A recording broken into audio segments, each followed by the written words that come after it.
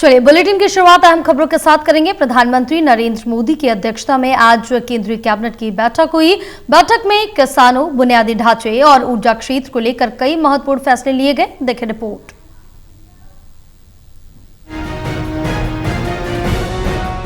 प्रधानमंत्री नरेंद्र मोदी की अध्यक्षता में हुई केंद्रीय कैबिनेट की बैठक में आज बड़े निर्णय लिए गए हैं।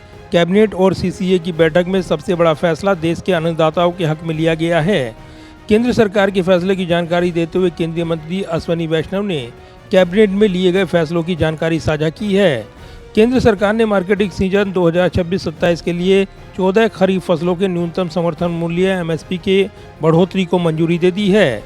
इस बार सबसे ज़्यादा बढ़ोतरी सूरजमुखी के बीज में 622 प्रति क्विंटल और कपास में 557 प्रति क्विंटल की गई है।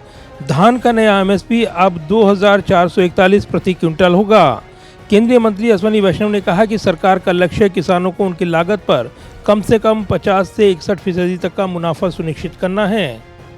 पैडी कॉमन 2441 रुपए पर क्विंटल, पैडी ग्रेड ए धान पैडी यानी 2461 रुपए पर क्विंटल, ज्वार श्रीयन में आता है हाइब्रिड 4023 रुपए पर क्विंटल, ज्वार मालदंडी 4073 रुपीस पर क्विंटल, बाजरा 2900 रुपए पर क्विंटल, रागी 5205 रुपए पर क्विंटल, मेज 2410 रुपीस पर क्विंटल, तूर 8450 रुपीस पर क्विंटल, मूंग की दाल 8780 रुपीस पर क्विंटल। वहीं केंद्र सरकार ने खेती के साथ साथ देश की ऊर्जा सुरक्षा को भी नई दिशा दी है। कैबिनेट ने 37,500 करोड़ के वित्तीय परिव्यय के साथ सरफेस कोल लिग्नाइट गैसीकरण परियोजना को हरी झंडी दे दी है। इस योजना का लक्ष्य साल 2030 तक 100 मिलियन टन कोयले के गैसीकरण का है, जिससे यूरिया, अमोनिया और मिथेनॉल जैसे उत्पादों के लिए विदेशों पर हमारी निर्भरता कम होगी। इससे लगभग 50,000 प्रत्यक्ष और अप्रत्यक्ष रोजगार भी पैदा होने की उम्मीद है। उसी कड़ी में आज कोल गैसिफिकेशन का बड़ा फैसला लिया गया। वहीं इंफ्रास्ट्रक्चर के मोर्चे पर गुजरात और महाराष्ट्र के लिए भी आज का दिन बेहद खास रहा है।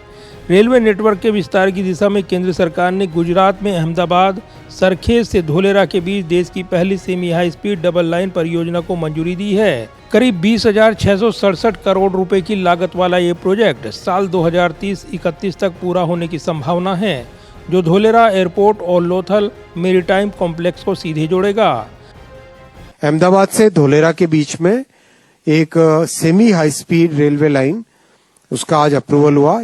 खंबात की खाड़ी के इस तरफ बड़ौदा, सूरत, ये सब चीजें, बड़ौदा यहाँ पर है, और इस तरफ नीचे सारा सौराष्ट्र का एरिया है। ये यहाँ पे भावनगर मैसिव डेवलपमेंट। अगर कंपेयर करो तो Singapore is about 720 square kilometres, Dholera is about 900 square kilometres. बहुत बड़ा एक एरिया जो कि हाईटेक मैन्युफैक्चरिंग के लिए यहाँ पे बड़ा एक इकोसिस्टम बन रहा है सेमीकंडक्टर का। वहीं महाराष्ट्र के नागपुर अंतर्राष्ट्रीय हवाई अड्डे के आधुनिकीकरण का रास्ता भी साफ हो गया है। केंद्रीय कैबिनेट ने एयरपोर्ट की जमीन की लीज अवधि बढ़ाने को मंजूरी दे दी है, जिससे अब जीएमआर समूह पीपीपी मॉडल के तहत इसे वर्ल्ड क्लास एयरपोर्ट के रूप में विकसित करेगा। इसकी क्षमता सालाना 3 करोड़ यात्रियों को संभालने की होगी, जिससे विदर्भ क्षेत्र की आर्थिक स्थिति को मजबूती मिलेगी। यहाँ पे एक बहुत बड़ा इंटरनेशनल एयरपोर्ट भी बन रहा है, और इस एयरपोर्ट की एक खासियत है कि पाकिस्तान की एयर स्पेस में नहीं जाना पड़ता है। यूरोप की तरफ जब जाना है तो अगर भारत के मैप में इसको अगर आप देखोगे तो धोलेरा एयरपोर्ट से जो फ्लाइट निकलेगी नीचे अरेबियन सी से होके सीधा मिडिल ईस्ट से होते हुए यूरोप की तरफ जा सकती है। यानी पाकिस्तान की एयरबेस को कभी पाकिस्तान एयरबेस अपनी बंद कर दे, जैसा होता रहता है, तो ऐसे केस में धोलेरा के एयरपोर्ट में एक बहुत बड़ा बेनिफिट मिलता है। दिल्ली से भी है, दिल्ली में भी अप नॉर्थ कश्मीर होते हुए जाया जा सकता है, वैसे ही धोलेरा होते हुए अगर जाए तो अरेबियन सी से होते हुए जा सकते हैं।